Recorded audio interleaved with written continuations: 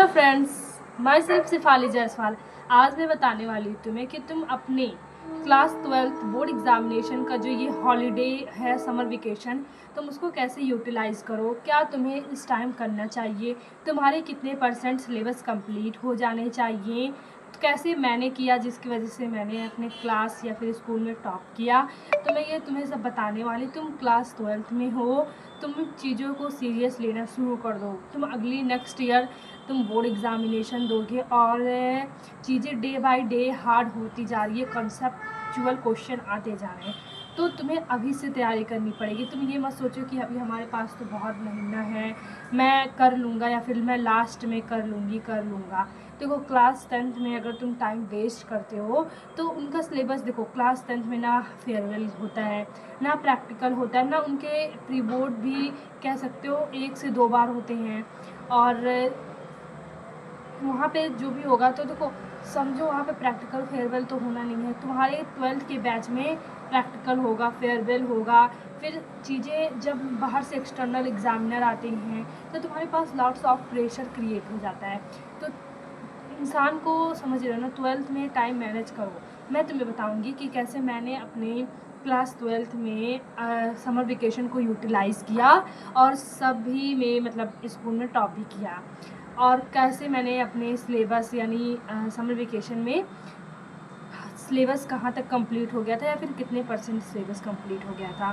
तो देखो, पहली बात तो क्लास 12 के बैच में फेयरवेल होता है। तो फेयरवेल के लिए तुम्हें टाइम चाहिए होता है, उसमें भी टाइम। अगर तुम हेड गर्ल हेड बॉय हो तो तुम्हारे ऊपर तो और भी प्रेशर आ जाता है। फिर प्रैक्टिकल के लिए हर एक पर्टिकुलर सब्जेक्ट के लिए मतलब पर्टिकुलर डे होता है। हमारे स्कूल में हर मतलब एक सब्जेक्ट प्रैक्टिकल के लिए एक दिन जाना पड़ता था, तो 7 डेज़ ऐसे हो गए, 6-7 डेज़। फिर तुम्हारा वास्ट सिलेबस है, क्लास 12 के बैच का इतना वास्ट सिलेबस है, चीज़ें कॉन्सेप्चुअल होती हैं। तो तुम इतनी जल्दी पढ़ के नहीं कर सकते कि मैं लास्ट के 2-3 महीने में पढ़ के फटाफट कर लूँगा। और देखो, हमारे पास बिजी शेड्यूल भी होगा। कैसे, क्योंकि अगर तुम्हारा स्कूल है 8 से लेके फिर 3 o'clock तक हम लगभग घर आ जाते हैं, तो तुम आओगे, रेस्ट करोगे, 3 तो तुम्हें बच जाएगा। फिर जो तुम स्कूल से आओगे तुम्हारे पास अलग ही लेवल का टायर्ड रहोगे, तुम्हें अलग ही लेवल का थकान होगा। तो चीज़ों को समझो। तुम्हें अभी इस टाइम को जो गोल्डन अपॉर्चुनिटी नहीं बोल सकते, इसको डायमंड अपॉर्चुनिटी बोलो। क्लास 12th वालों बैच के लिए ये डायमंड अपॉर्चुनिटी है। तो तुम्हें सबसे पहले इस टाइम को यूटिलाइज़ करना पड़ेगा। तुम ये मत सोचो हमारे पास तो बहुत टाइम है, 8-9 महीने हैं, 10 महीने मैं कर लूँगा। ये मत करो कि फिर लास्ट टाइम में विंटर स्टार्ट हो जाता है, तो विंटर में स्कूल नहीं जाते बच्चे। फिर ऊपर से मतलब प्रोकास्टिनेशन करने का मन करता है, प्रोकास्टिनेट कर देते बच्चे कि नहीं जो है छोड़ो, नहीं होगा। या फिर ठंडी लगती है तो इंसान रज़ाई में घुस के बैठा ही रहता है, बहुत ही कम पढ़ता है। जो ये टाइम है ना, इसमें इंसान बहुत अच्छे से पढ़ भी सकता है, और डे टाइम भी थोड़ा लॉन्ग होता है तो तुम बहुत अच्छे से पढ़ सकते हो। और फिर लास्ट में तुम्हारे नवंबर-दिसंबर से तुम्हारे प्री बोर्ड स्टार्ट हो जाएंगे। प्री बोर्ड फर्स्ट सेकंड, अगर तुम्हारे उसमें कम मार्क्स आएंगे तो देखो, हमारे स्कूल में 2 प्री बोर्ड हुआ था, प्री बोर्ड फर्स्ट और प्री बोर्ड सेकंड। तुम्हारा कई स्कूलों में प्री बोर्ड थर्ड भी होता है। तो तुम उस चीज़ को समझो, तुम्हारे लिए फिर लास्ट में टाइम नहीं बचेगा। फिर अगर प्री बोर्ड फर्स्ट सेकंड में तुम कम मार्क्स पाते हो तो तुम्हें ऑब्वियसली डिप्रेशन होगा। लोग पूछेंगे तुम्हारे अभी कब इतने कम नंबर आ रहे, तो तुम बोर्ड में क्या करोगे। और तुम्हारे पास उतना टाइम भी नहीं रहेगा कि तुम चीज़ों को फिर से शुरू कर सको। फिर तुम्हारे 1 महीने में प्री बोर्ड स्टार्ट यानी बोर्ड एग्जामिनेशन स्टार्ट होने वाले रहेंगे, तो तुम्हारे पास इतना भी टाइम नहीं रहेगा जितना तुम्हारे पास अभी है। तुम चीज़ों को अच्छे से कॉन्सेप्ट दे के एक चीज़ें अच्छे से पढ़ सकते हो। तुम ये मत सोचना कि अभी मैं चीज़ों को पढ़ो अभी से और क्वेश्चन भी प्रैक्टिस करना स्टार्ट कर दो। ये मत सोचो कि जो है अगर मैं आज से क्वेश्चन प्रैक्टिस करता हूँ तो फिर बोर्ड एग्ज़ामिनेशन तक तो मैं भूल जाऊँगा। या फिर ये मत सोचो कि मैं अभी पढ़ के क्या कर रहा हूँ, मैं तो तब तक भूल जाऊँगा, अभी तो ये नेक्स्ट ईयर है, अभी तो हाफ ईयरली आने में बहुत टाइम है। तो ये बहुत, समझ रहे हो यू नो व्हाट मैं क्या कहना चाहती हूँ। जिसकी वजह से अगर तुम्हारे प्री बोर्ड वगैरह में कम मार्क्स आए तो तुम अपने जो प्रैक्टिकल के नंबर होते हैं तुम उसको लूज़ कर दोगे। क्योंकि टीचर्स भी सब मेनली उन्हीं बच्चों को देते हैं जो उनका performance pre board first, pre board second में अच्छा होता है और जो वाइवा वगैरह अच्छे से देते हैं। तो वाइवा अच्छा तुम तभी दे पाओगे जब तक तुम पढ़ोगे, यानी लास्ट में तो तुम्हें टाइम मिलने वाला नहीं। तो इस चीज़ों को समझो। और हमारे स्कूल सिस्टम में 75% अटेंडेंस वाला बड़ा क्राइटेरिया है। तो तुम लास्ट में स्कूल नहीं जाओगे तो तुम्हारे पास कॉल आ गया स्कूल आओ तुम्हारा 75% क्राइटेरिया फुलफिल नहीं हो रहा है, ये वो। तो अभी तुम चुपचाप घर पे बैठ के पढ़ो।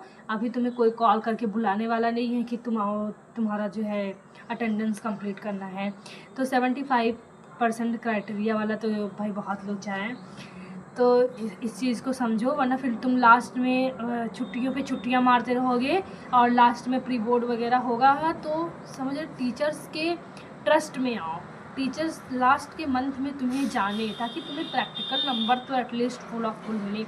मैं तुम्हें दिखाऊंगी, यहाँ पे शो हो जाएगा कैसे मैंने अपने बोर्ड एग्जामिनेशन में सब प्रैक्टिकल में फुल ऑफ फुल स्कोर किया। तो मैं तुम्हें बेस्ट ट्रिक भी बताऊंगी अपकमिंग वीडियो में, कैसे तुम प्रैक्टिकल में अच्छा मतलब फुल ऑफ फुल तो स्कोर कर सकते हो एटलीस्ट। अगर तुम प्रैक्टिकल में अच्छा नहीं स्कोर करोगे तो तुम्हारे परसेंटेज में बहुत बड़ा इम्पैक्ट होगा। ये परसेंटेज मैंने 10th में देख लिया कि अगर मुझे काश प्रैक्टिकल में फुल ऑफ फुल मिला होता तो परसेंटेज मेरे और भी अच्छे आते। तो ऐसा ना रहे कि काश मैम ने नंबर दे दिया होता, सर ने नंबर दे दिया होता तो मेरे 1% मैं 1% से रह गई या फिर ऐसा कुछ।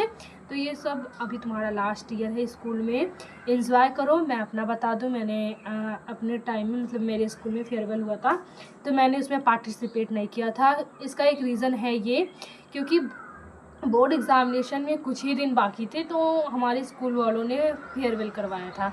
एटलीस्ट तुम दिसंबर जैन में करवा दो, लेकिन नहीं, इन लोग को तो फ़ैब में ही करवाएंगे। जब इन लोग का बोर्ड एग्ज़ामिनेशन 1-2 हफ्ते था, मेरे एटलीस्ट 1 या फिर 8-9 दिन था बचा था, तो हमारे स्कूल वालों ने फेयरवेल करवाया था तो मैं नहीं गई थी। मैं अपना बता रही हूँ। अगर तुम्हारे स्कूल में दिसंबर में हो रहा है, जैन की फर्स्ट सेकंड वीक में हो रहा है, तो तुम डेफिनेटली उसे इन्जॉय करना। लेकिन ये भी नहीं है कि तुम इन्जॉय करने के चक्कर में तुम 2-2 दिन उसकी शॉपिंग कर रहे हो फेयरवेल की, ऐसा मत करना। चीज़ों को इन्जॉय करते करते अपने टाइम को मैनेज करना, क्योंकि यही तुम्हारा नवंबर दिसंबर तक बहुत अच्छा टाइम रहता है अपने चीज़ों को जितने भी पूरे साल पढ़े उसे रिवाइज करने का। और एक बात और बता दूँ, देखो मैंने अपने टाइम में जब मेरा समर वेकेशन हुआ था तो मैंने 60 to 70% सिलेबस ख़त्म कर दिया था।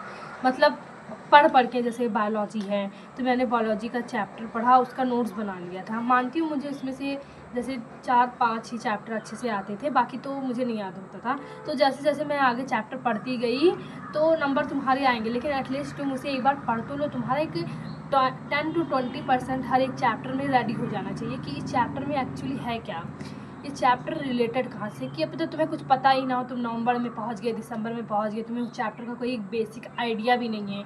ऐसा तुम मत करना।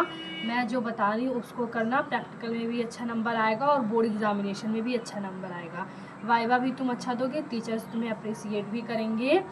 और ऐसे पढ़ना, इस अपने डायमंड अपॉर्चुनिटी ये जो तुम्हें मिला है ना, वरना फिर तुम सोचोगे कि काश मुझे स्कूल से छुट्टी मिल जाए और मैं घर जाके पढ़ लूँ।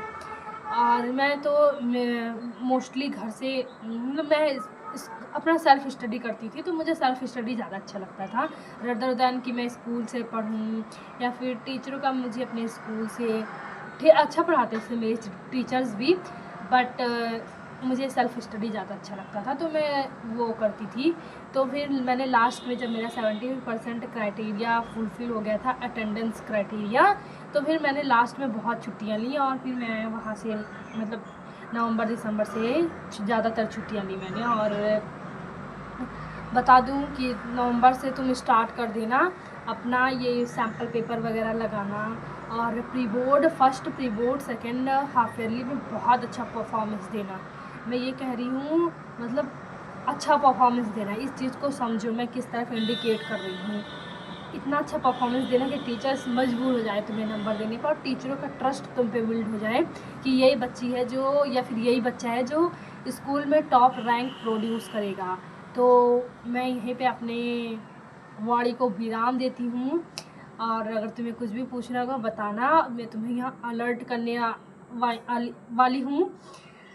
और कुल इस वीडियो का पर्पज़ यही है, अपने टाइम को वेस्ट मत करो और अच्छे से पढ़ो बस। Thank you.